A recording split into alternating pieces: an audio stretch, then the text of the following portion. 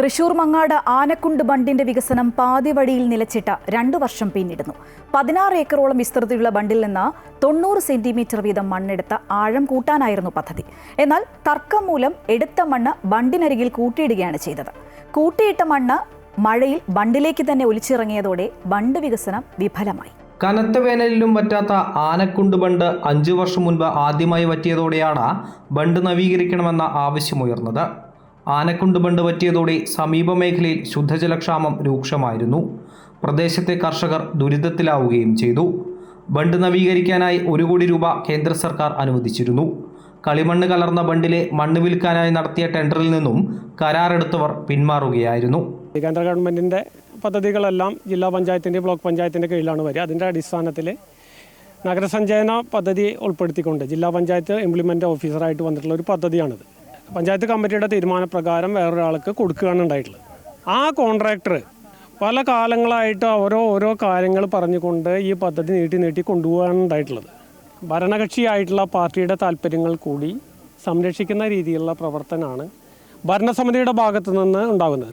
ഇതിനിടെ ബണ്ടിൽ നിന്നെടുത്ത മണ്ണ് ഇടാൻ സ്ഥലമില്ലാത്തതും പ്രതിസന്ധിയായി. ഒടുവിൽ എടുത്ത മണ്ണ് ബണ്ടിന്റെ അരികിൽ തന്നെ കൂട്ടിയിടുകയായിരുന്നു. മഴ പെയ്തതോടെ മണ്ണ് വീണ്ടും ബണ്ടിലേക്ക് ഒലിച്ചിറങ്ങി. എത്രയും പെട്ടെന്ന് ബണ്ട് വികസനം പൂർത്തിയാക്കി ജലക്ഷാമം തീർക്കണമെന്നാണ് കർഷകരുടെ ആവശ്യം.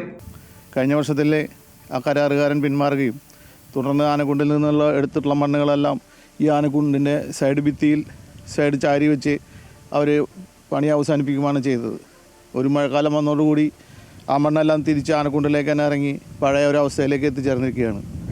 ഇതിൻ്റെ ആഴം കൂട്ടുകയും അതുപോലെ തന്നെ ഇവിടെ നിന്നും മണ്ണ് നീക്കം ചെയ്താൽ മാത്രമാണ് കർഷകർക്ക് ഇതൊരു ജലാശയത്തിൻ്റെ നമുക്ക് വെള്ളം സ്റ്റോർ ചെയ്യാനും കൃഷിയുടെ ആവശ്യങ്ങൾക്ക് വേണ്ടി ഉപയോഗിക്കാനായിട്ട് സാധിക്കുകയുള്ളൂ.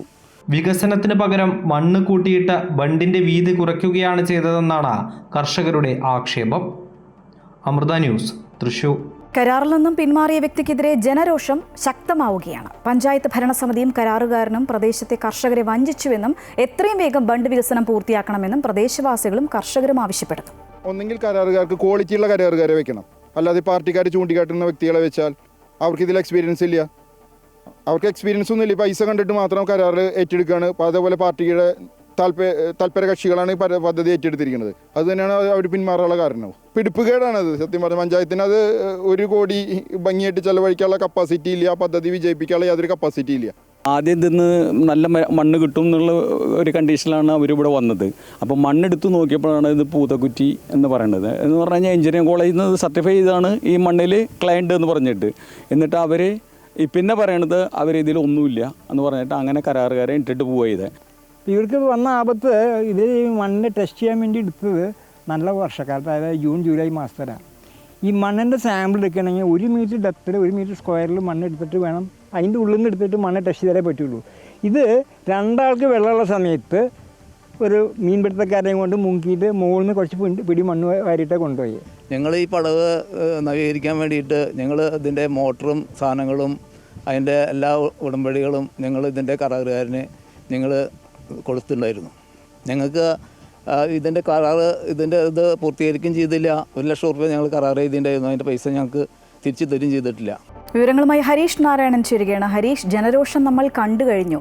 സ്വാഭാവികമായും എങ്ങും എത്താത്തൊരു വികസനം അത് ആളുകളെ വല്ലാതെ തന്നെ ബാധിക്കും. എന്താണ് കൂട്ടിച്ചേർക്കാനുള്ളത്? ഈ മങ്ങാട് ആനക്കുണ്ട് ബണ്ടിന് ചുറ്റും നിരവധി കർഷകർ ഉണ്ട്. അവർ കൃഷി ചെയ്താണ് ജീവിക്കുന്നത്. നിരവധി കാർഷിക മേഖലയുള്ളൊരു സ്ഥലമാണ്. അവരുടെ ഏറ്റവും വലിയ ആശ്രയമാണ്, കൃഷിക്ക് വേണ്ടിയിട്ട് ജലം ഉപയോഗിക്കുന്ന ഏറ്റവും വലിയ ആശ്രയമാണ് ഈ ഒരു ബണ്ട് എന്നുള്ളത്. ഈ ഒരു ബണ്ട് അതിൻ്റെ വികസനം അത്യാവശ്യമാണ്. അത് ഏറ്റവും കൂടുതൽ ആഗ്രഹിക്കുന്നത് കർഷകരാണ്. ഈ ഒരു ബണ്ടിൻ്റെ വികസനം ഇല്ലാതായാൽ അത് ഏറ്റവും കൂടുതൽ ബാധിക്കുന്നതും ഈ ഒരു പരിസരത്തെ കർഷകരെയാണ്. പക്ഷേ പലതവണ ഈ ഒരു വികസനത്തിന് ടെൻഡർ വിളിച്ച ആളുകൾ അതിൽ നിന്നും പകുതി വഴിയിൽ പിന്മാറുന്ന ഒരു സാഹചര്യമാണ് കണ്ടത്. ഈ ഒരു കേന്ദ്ര സർക്കാർ ഇതിന് ധനസഹായം പ്രഖ്യാപിച്ചിട്ടുണ്ട്. 1 കോടി ധനസഹായം പ്രഖ്യാപിച്ചിട്ടുണ്ടെന്ന് പറയപ്പെടുന്നു. പഞ്ചായത്താണ് ആ ഒരു പൈസ സ്വീകരിച്ച് ആളുകൾക്ക് ടെൻഡർ നൽകുന്നത്. പക്ഷേ ഇതുവരെയും അത് വികസനം പൂർത്തിയാക്കാൻ സാധിച്ചില്ല എന്നുള്ളതാണ്. മാത്രമല്ല ഈ ടെൻഡറിൽ നിന്നും പിന്മാറിയ ആൾക്കെതിരെ വലിയ രൂക്ഷ വിമർശനമാണ് ഈ ഒരു പ്രദേശവാസികൾ ഉന്നയിക്കുന്നത്. അത് അഴിമതിയാണ് ഇയാൾ ചെയ്യുന്നത് എന്നതടക്കമുള്ള കാര്യങ്ങളാണ് പറയുന്നത്. പഞ്ചായത്തിൻ്റെ പിടിപ്പുകേട് ഇതിൽ ഉണ്ട് ആരോപണമുണ്ട്. കൃത്യമായി പഞ്ചായത്ത് ഇയാളെ നിയന്ത്രിച്ചില്ല. മാത്രമല്ല ഇയാൾ അത് പകുതി വെച്ച ഈ ഒരു വികസന പ്രക്രിയയിൽ നിന്നും പിന്മാറിയത് അത് അഴിമതിയുടെ ഭാഗമാണ് എന്നതടക്കമുള്ള ആരോപണമാണ് ഇപ്പോൾ ഈ ഒരു പ്രദേശവാസികൾ ഉന്നയിക്കുന്നത്. പക്ഷേ ഏറ്റവും വലിയ ആവശ്യം, കർഷകരുടെ അടക്കം ആവശ്യം, എത്രയും പെട്ടെന്ന് ഈ ഒരു ജലസ്രോതസ് അത് നവീകരിച്ച് അവർക്ക് വേണ്ട കൃഷിക്ക് വേണ്ട ആവശ്യമായ വെള്ളം അത് ലഭ്യമാക്കണമെന്നുള്ളൊരു കാര്യമാണ്. അതിനുവേണ്ടി ഇപ്പോൾ മറ്റ് സമരമാർഗങ്ങളടക്കം സ്വീകരിക്കാൻ ഒരുങ്ങുകയാണ് പ്രദേശത്തെ നാട്ടുകാരും അതുപോലെ കർഷകരും.